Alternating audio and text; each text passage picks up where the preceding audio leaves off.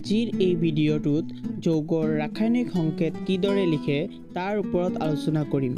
এই ভিডিঅ'টো চোৱাৰ আগতে যিসকলে আগৰ ভিডিঅ'কেইটা চোৱা নাই সেইসকলে মোৰ পাৰমাণৱিক সংখ্যা আৰু যোজ্যতাৰ ওপৰত বনোৱা ভিডিঅ'কেইটা চাই ল'বা যাতে এই ভিডিঅ'টো বুজাত সহজ হয়। ভিডিঅ'কেইটাৰ লিংক ডেছক্ৰিপশ্যনত দিয়া আছে। এতিয়া কেইটামান যৌগৰ সংকেত লিখো। প্ৰথমে আছে হাইড্ৰজেন ক্লৰাইড। হাইড্ৰজেন ক্লৰাইডত প্ৰথমে চিহ্নকেইটা জানিব লাগিব। হাইড্ৰজেনৰ চিহ্ন হ'ল H আৰু ক্লৰাইডৰ চিহ্ন হ'ল Cl। তাৰপিছত আমাক জানিব লাগিব সিহঁতৰ যোজ্যতা। হাইড্ৰজেনৰ যোজ্যতা +1 আৰু ক্লৰাইডৰ যোজ্যতা ক্লৰিনৰ যোজ্যতা -1। দুয়োটা সেম আছে, এইকাৰণে আমাৰ ইমান প্ৰব্লেম নাই। এনে আচলতে ক্ৰছ কৰিব লাগে। ক্ৰছ কৰিলে হ'ব A1টো ইয়াত যাব, A1টো ইয়াত যাব। তো আহিলে সংকেতটো হ'ব HCl। এতিয়া এলুমিনিয়াম অক্সাইডৰ চাওঁ। এলুমিনিয়াম অক্সাইডৰ চিহ্নকেইটা চাওঁ। প্ৰথমে এলুমিনিয়ামৰ চিহ্ন হ'ল Al আৰু অক্সাইড মানে অক্সিজেনৰ চিহ্ন হ'ল O। এলুমিনিয়ামৰ যোজ্যতা হ'ল +3 আৰু অক্সাইডৰ মানে অক্সিজেনৰ হ'ল -2। এতিয়া এইটো ক্ৰছ কৰিলে এই 2টো ইয়াত এলুমিনিয়ামৰ তলত যাব আৰু এই 3টো অক্সিজেনৰ তলত যাব। তাৰ মানে সংকেতটো হ'ব Al2O3। এতিয়া আৰু কেইটামান চাওঁ। Magnesium chloride. এতিয়া আমি এইদৰে নকৰোঁ, ডাইৰেক্ট আমি উলিয়াবলৈ চেষ্টা কৰিম। Magnesium chloride. মেগনেছিয়ামৰ সংকেত হ'ল Mg আৰু ইয়াৰ যোজ্যতা হ'ল +2। মই ওপৰত লিখিছোঁ, তোমালোকে তলত লিখিও এনেদৰে ওলাব পাৰা। শ্বৰ্টকাট ওলাব হ'লে এনেকুৱা আমি কৰিব পাৰি। আৰু ক্লৰাইড মানে ক্লৰিনৰ যোজ্যতা হ'ল সংকেত হ'ল Cl আৰু ইয়াৰ যোজ্যতা হ'লগৈ -1। এইটো এটা ক্ৰছ কৰা, এই -1টো ইয়াত আহিছে। আমি চিম্বলকেইটা নিদিওঁ, অকল সংখ্যাকেইটাই লিখিম। আৰু এই 2টো ইয়াত আহিছে। তাৰমানে আমাৰ সংকেতটো কি ওলাব Mg। ইয়াৰ তলত 1 আহিলে 1টো নিলিখে আৰু ক্লৰাইড মানে ক্লৰিন তাৰ তলত কি আহিলে 2 আহিলে। সেইকাৰণে কি লিখিম MgCl2। তাৰপিছৰটো চাওঁ ছ'ডিয়াম কাৰ্বনেট। ছ'ডিয়ামৰ সংকেত হ'লগৈ Na আৰু ইয়াৰ যোজ্যতা হ'লগৈ +1। কাৰ্বনেটৰ সংকেত হ'লগৈ CO3 আৰু ইয়াৰ যোজ্যতা -2। এতিয়া আমি ক্ৰছ কৰি দিওঁ, এই 2টো ইয়াত আহিলে এই 1টো ইয়াত গ'ল। মনত থবা কাৰ্বনেটৰ ফৰ্মুলা হ'ল CO3। এতিয়া ইয়াৰ তেনেহ'লে সংকেতটো হ'ব Na, এই 2টো ইয়াত আহিলে কাৰণে Na2CO3। ইয়াৰ তলত 1টো আছে, 1টো নিলিখে। এতিয়া তাৰপিছতটো চাওঁ ছ'ডিয়াম অক্সাইড। ছ'ডিয়ামৰ ফৰ্মুলা হ'লগৈ Na, যোজ্যতা +1। অক্সাইড মানে অক্সিজেন আৰু ইয়াৰ যোজ্যতা -2। ক্ৰছ কৰি দিয়া, কিমান আহে কি আহিব সংকেতটো Na2O।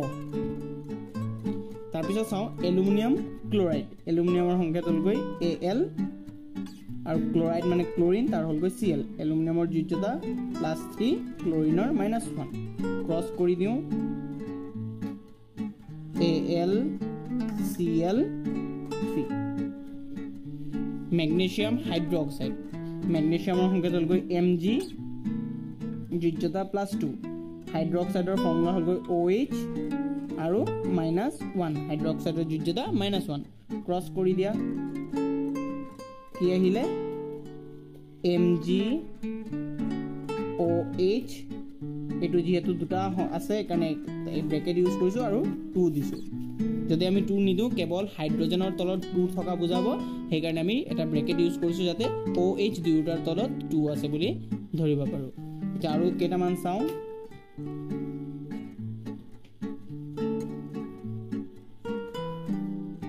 এলুমিনিয়াম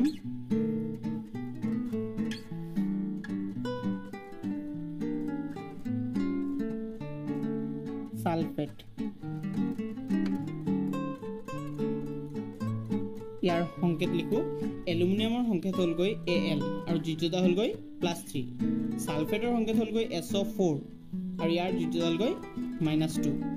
এতিয়া আমি যদি ক্ৰছ কৰোঁ, এই 2টো ইয়াত আহিলে, এই 3টো ইয়াত আহিলে।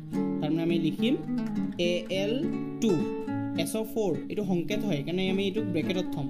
SO4 ব্ৰেকেটত আছে আৰু এই 3টো তাৰ তলত গুচি গ'ল। মানে আহিলে সংকেত আহিলে Al2SO4(3)।